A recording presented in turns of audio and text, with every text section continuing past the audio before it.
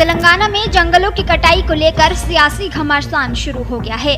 Bharatiya Janata party के नेता तजिंदर बग्गा ने हैदराबाद यूनिवर्सिटी से सटे कांचा गाचीबोगली गांव में हरियाली को खत्म करने के मुद्दे पर राष्ट्रीय राजधानी दिल्ली में होर्डिंग्स लगाकर लोकसभा में विपक्ष के नेता राहुल गांधी पर हमला बोला।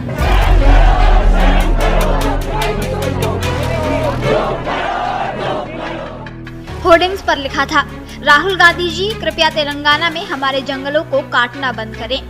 आपको बता दें, इससे पहले 3 अप्रैल को सुप्रीम कोर्ट ने तेलंगाना के कांचा गाचीबोगली में एक वन क्षेत्र में पेड़ों की कटाई का स्वतः संज्ञान लेते हुए साइट पर पेड़ों की कटाई पर रोक लगा दी थी और मुख्य सचिव को चेतावनी दी थी कि अगर उसके आदेश का पालन नहीं किया गया तो इसके परिणाम भुगतने होंगे। जस्टिस BR गवई और ऑगस्टीन जॉर्ज मसीह की पीठ ने कहा, ये बहुत गंभीर मामला है, कानून को अपने हाथ में नहीं लिया जा सकता।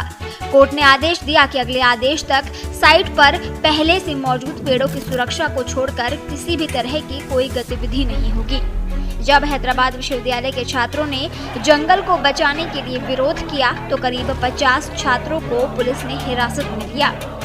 भारत में खूबसूरत राष्ट्रीय पक्षी मोर को मारने पर 7 साल तक की सजा हो सकती है। कांग्रेस सरकार ने तेलंगाना में उसी मोर के घर को तबाह कर दिया। 400 एकड़ के जिस जंगल को काटा जा रहा है वो कांचा गाचीबोगली वन हैदराबाद केंद्रीय विश्वविद्यालय के पास है। राज्य सरकार इस हिस्से को IT पार्क बनाने के लिए खाली करवाना चाहती है, जिसका विश्वविद्यालय के छात्र छात्राएं और पर्यावरण कार्यकर्ता विरोध कर रहे हैं।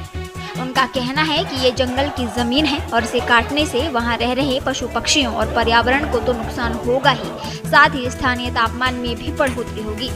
छात्रों, पर्यावरणविदों और स्थानीय लोगों का कहना है कि ये क्षेत्र जैव विविधता से समृद्ध है, जिसमें 455 से ज्यादा प्रजातियों के पेड़ पौधे, मोर, हिरण और अन्य प्रजातियों के वन्यजीव हैं।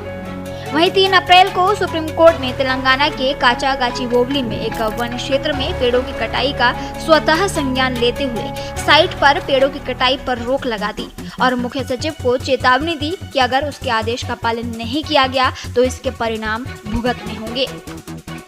जस्टिस BR गवई और ऑगस्टीन जॉर्ज मसीह की पीठ ने कहा, ये बहुत गंभीर मामला है, कानून को अपने हाथ में नहीं लिया जा सकता। कोर्ट ने आदेश दिया कि अगले आदेश तक साइट पर पहले से मौजूद पेड़ों की सुरक्षा को छोड़कर किसी भी तरह की कोई गतिविधि नहीं होगी।